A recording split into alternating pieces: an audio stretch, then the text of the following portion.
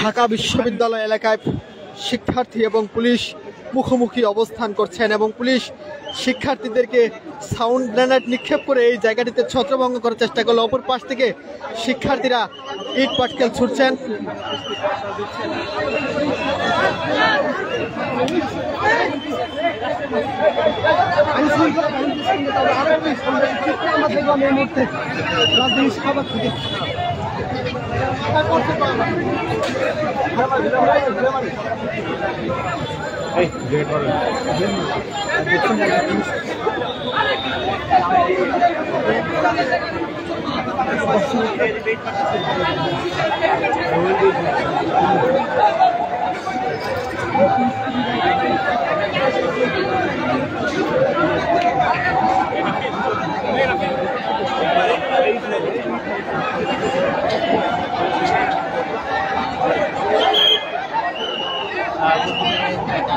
ঢাকা বিশ্ববিদ্যালয়ের কেন্দ্রীয় মসজিদের সামনে পুলিশ অবস্থান করছেন। অপর পাশ থেকে শিক্ষার্থীরা ইট পাটকেল ছুড়ছেন।